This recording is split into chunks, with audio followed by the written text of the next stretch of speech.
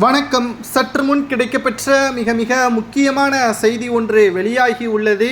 அனைத்திந்திய அண்ணா திராவிட முன்னேற்ற கழகத்தை பொறுத்தளவிற்கு எடப்பாடி பழனிசாமி அவர்கள் அதிமுகவிலிருந்து நீக்கப்பட வேண்டும் அல்லது அவரிடம் இருக்கின்ற பொதுச் செயலாளர் பதவியை பறிக்க வேண்டும் என்பதுதான் ஓபிஎஸ் அவர்களது முடிவும் சசிகலா அவர்களது முடிவாகவும் இருக்கிறது.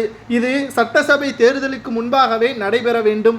அப்படி நடைபெற்றால் மட்டும்தான் அனைத்திந்திய அண்ணா திராவிட முன்னேற்ற கழகத்தை வெற்றியடைய செய்ய முடியும் என்பது இவர்களது திட்டம். ஆனால் இவர்களது திட்டம் இதுவரை நிறைவேறியதா என்று பார்த்தால் நிச்சயமாக கிடையாது. ஏனென்றால் அதற்கான எந்த ஒரு முயற்சிகளையும் தனிப்பட்ட முறையில் இணைந்து செய்யவில்லை. ஓபிஎஸ் அவர்கள் மாநாடு நடத்தினார். சசிகலா அவர்கள் பிரச்சாரம் சில தொகுதிகளில் செய்தார்.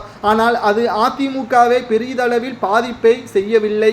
ஆனால் இப்பொழுது இன்னும் ஓராண்டுகள் தான் இருக்கிறது. அதிமுகவின் மிக முக்கியமான தொண்டர்களையும் நிர்வாகிகளையும் தங்களது பக்கத்தை அழைத்து ஒட்டுமொத்தமாக திராவிட முன்னேற்ற கழகத்திற்கு எதிராகவும் எடப்பாடி பழனிசாமி அவர்களது உண்மை முகத்தை கிழித்தெறியவும் தற்பொழுது இந்த ஒரு சந்திப்பு நடைபெற்றுள்ளது. இந்த சந்திப்பானது சசிகலா அவர்களது வீட்டில் நடைபெற்றுள்ளது. புதிதாக சசிகலா அவர்கள் போயஸ் கார்டனில் வீடு ஒன்றை கட்டியுள்ளார் என்பது நமது அனைவருக்கும் நன்றாகவே தெரியும். அந்த வீட்டில்தான் ஓபிஎஸ் அவர்கள் வைத்திலிங்கம், மனோஜ் பாண்டியன் மற்றும் சசிகலா சந்தித்து பேசியுள்ளனர். இந்த சந்திப்பிற்கு பிறகு அதிமுக யாருடன் கூட்டணி வைக்க வேண்டும், எடப்பாடிக்கு யார் பக்கபலமாக அதிமுகவில் இருக்கிறார், அவர்களை தற்பொழுது உண்மைகளை பேசி அதிமுக வெற்றியடைய வேண்டும் என்றால் எடப்பாடியின் பதவியை பறிக்க வேண்டும். நீதிமன்றத்தில் இரட்டை இலை சின்னம் நிலுவையில் இருக்கிறது.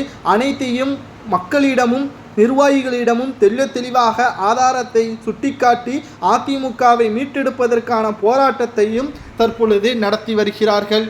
மேலும் இது சட்டசபை தேர்தலுக்கு முன்பாகவே இந்த கடைசியான முயற்சி இவர்களுக்கு கை கொடுக்காமல் இருந்தால் அதற்கு பிறகு அதிமுகவும் அழிந்துவிடும். ஓபிஎஸ், வைத்திலிங்கம், ஏன் எடப்பாடி நிலைமை கூட மிக மோசமாக மாறிவிடும். என்னப்பா, ஒன்று ஆளும் கட்சியாக இருக்கும், இல்லை என்றால் எதிர்கட்சியாக இருக்கும். அது எப்படி அதிமுகவை அழிந்துவிடும் என்று நீங்கள் கேட்கலாம்.